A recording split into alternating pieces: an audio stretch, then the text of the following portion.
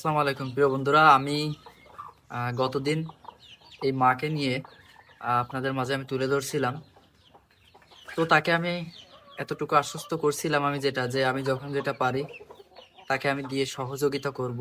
যেহেতু সে খুব অসুস্থ একজন মা, সে একাই লড়ে যাচ্ছে আর সংসারে সে একাই। তার একটা ছেলে আছে, সেও অসুস্থ, সে একটা সরকারি আবাসনে থাকে। আর সে একটা আমাদের ডুমুরিয়াতে একটা সরকারি জায়গায় একটা কুড়ে ঘরে সেখানে থাকে। তো আমি সেটার বিস্তারিত পরে আপনাদেরকে আমি দেখাবো, তার বাসাটা। তো আপনার সমস্যাটা আপনি সবাই বলেন, আপনার এখন কি সমস্যা হচ্ছে? সমাজ আমার পর আমার এই টপ করিতি হুম। আর কথা করতে নিয়ে হুম। আর ওই থপ থপ ফুলিতে আর বাদটা খাতে পারি না। আর মাথা মাথা মাথা করে শুধু মাথা করে।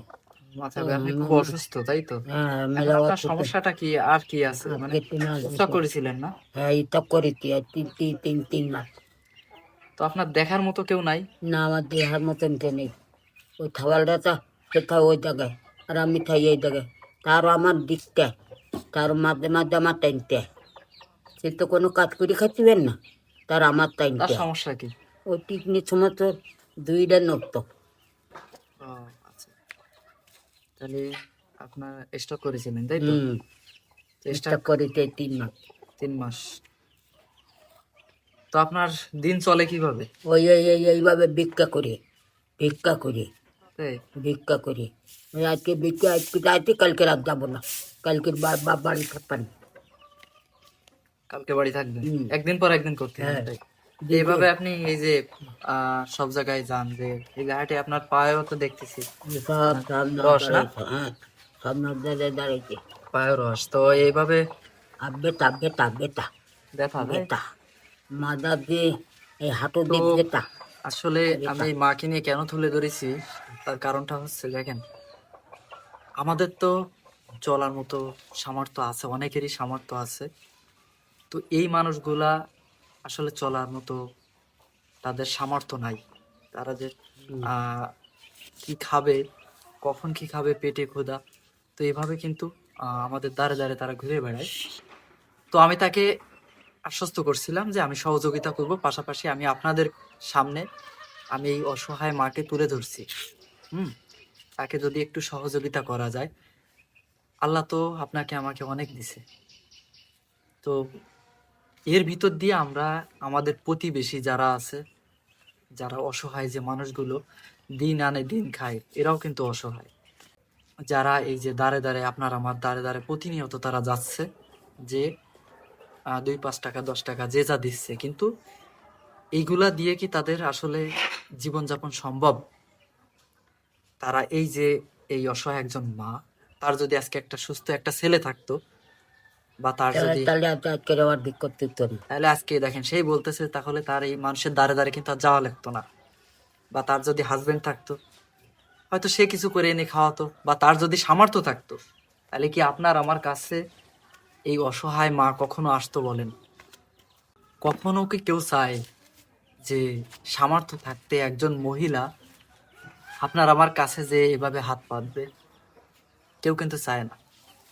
তার আর সামর্থ্য নাই, অসহায়।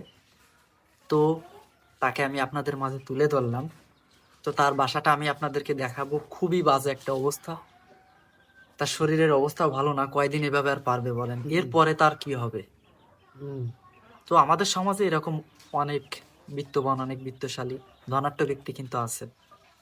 কিন্তু আমাদের উচিত এই ধরনের আমাদের সমাজে যে মানুষগুলো আছে, এদের পাশে যে যতটুকু পারি দাঁড়ানো। তো আমার সামর্থ্য অনুযায়ী আমি যতটুকু পারি আমি তার জন্য চেষ্টা করব, এবং চেষ্টা করি। তো সে ওষুধ কিনতে তার সপ্তাহে লাগে, 500 টাকা। সপ্তাহে 500 টাকা তার ওষুধ কিনতে লাগে। তো আজকে ভিক্ষা করেছে, দেখেন আপনারা, আহ এসে দেখাও কাছে এসে। তো সে হয়তো আধা কেজি চাইলের মতো হবে।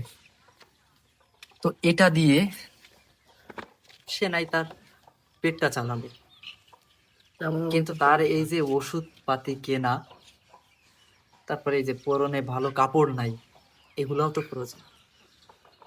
তো আমি আপনি চাইলে তো দু একটা কাপড় চোপড় কিনে পরতে পারতেছি, তাদেরও তো মন চায় যে একটা ভালো কাপড় কিনে পরা। তো এই সামর্থ্যটা কিন্তু তাদের নাই। তো আপনার আমার মাধ্যমে যদি এই মানুষগুলো একটু ভালো থাকে, তাহলে তো আমাদের কোনো সমস্যা নাই। তো আমি চেষ্টা করে যাব, আল্লাহ যতদিন বাঁচিয়ে রাখে। তো আপনাদের মাঝে তুলে ধরলাম। তো ভিডিওটা একটু বেশি বেশি আপনারা শেয়ার করবেন। এই ভিডিওটা যেন ভালো একজন মানুষের কাছে যেয়ে পড়ে, এবং আপনাদের মাধ্যমে যেন এই লোকটা যেন একটু সহযোগিতা, একটু সাহায্য পায়। কেউ যেন সহযোগিতার হাতটা বাড়িয়ে দেয়। তো কেউ যদি এই মহিলাটাকে, এই মাটাকে যদি সহযোগিতা করতে চান, তো আমি নাম্বারটা দিয়ে দিব, আমার সাথে যোগাযোগ করলে আমি তাকে সহযোগিতা করতে পারবো।